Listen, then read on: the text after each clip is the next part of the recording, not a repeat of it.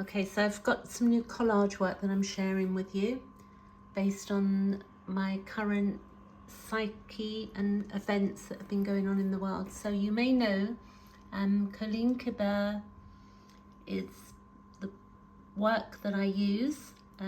She taught me in 2023. I went up to California and she taught this process. So you see the National Geographic magazines there. I bought loads. And I'm going to explain this collage to you. But first of all, we're going to look at the sections here of this collage. I'll come back to that. And I want to show you that there is an introduction here, which in the center is me. And then on one side you have the unconscious content and the conscious content. So when you cut out the magazine pictures that you want, then you just arrange them as you want to arrange them. You just follow whatever feels right for you. So this bit at the beginning of this booklet says, it's Carl Jung, I only gaze with wonder and awe at the depths and heights of our psychic nature. It is not spatial, its non-spatial universe conceals an untold abundance of images which have accumulated over millions of years of living development and become fixed in the organism, our collective unconscious. And that's Carl Jung, and that's from the collected works, The Spirits of Man, Art and Literature, Volume 15, 1922 to 1941. So, if I go back to this, we're going to look. So here, that is the unconscious content. So, if you look, that's dreams, imagination, possibilities, anima, animus, projection. So the anima, animus, projection there is the feminine and the masculine. And what I have in this picture is on the wall, you can see this beautiful lion in protecting a woman. So as a child, my bedroom was the scariest place in my life. I didn't want to go to sleep at night. I was getting disturbed at 3 a.m. in the morning. I had a very bad time as a child, and sleep has been an issue for me all my life. So seeing this bedroom here with wallpaper falling off and a mess, and it doesn't look welcoming, you know, that's how I felt about my bedroom as a child. So that is my unconscious content, and the masculine and the feminine and projections. There you go, top left corner. And then below you've got the creative wellspring. It's sexual, sensual, and it's also exotic, animals, creative drive and shadow. So you can see here, this little snippet I did was, it's artwork, but it's dancers, and you can see it was a huge page in National Geographic, like an A4, bigger than an A4 page roughly, but I cut out that snippet from there.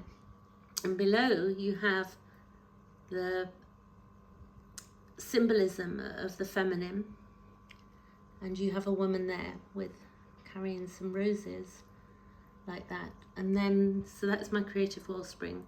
My ideals, spiritual values, is a luminous life and also freedom. That's what that relates to for me, a luminous life and freedom. That's my ideals.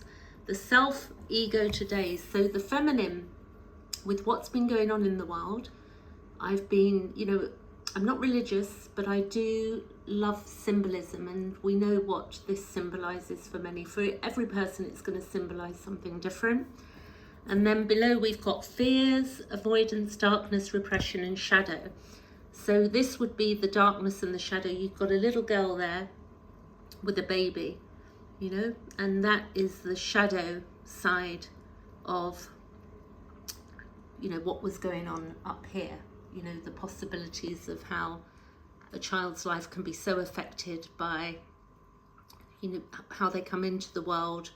And you can look at this picture either way. She, you know, some people might see it as that she's holding a sibling, but it might be her own baby. So we figure out what an image means for us. For me, this image is a young child who's holding a baby who looks like she doesn't look, you know, particularly happy.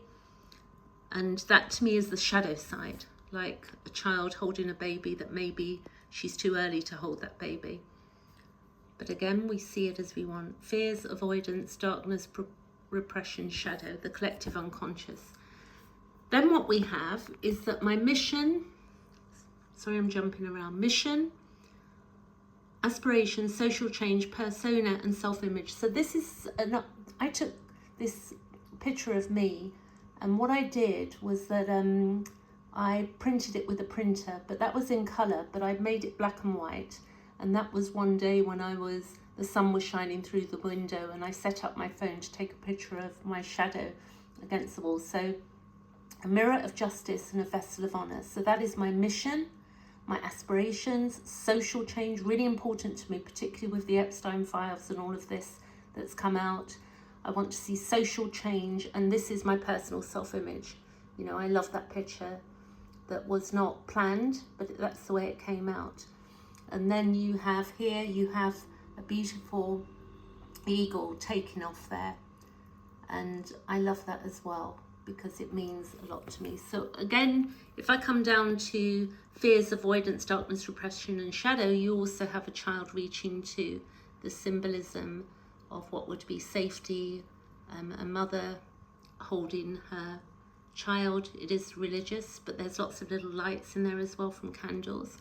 And I thought that was beautiful. But that's also the action in life. It falls under action in life, expenditure of time and persona. It's also the year of the horse, which is coming up on Tuesday, the year of the fire horse. I was born in 1966. So for me, I was born in the year of the fire horse. So I'm looking forward to this year. And then you see you've got a seahorse there, which sort of ties in with the horse. So let me see if I can show you the whole thing. There you go. It's on my rebounder, this piece of artwork at the moment. So there you go. So I don't know if anybody out there has tried doing this, but it's very deep work. And the more you do it, the more you're expressing the unconscious psychic content that we contain. It's very good for healing the heart and the soul, because we can put them into images, as I read the bit from the beginning of Colleen's booklet at the beginning, which was to do with Carl Jung and what he expressed about imagery.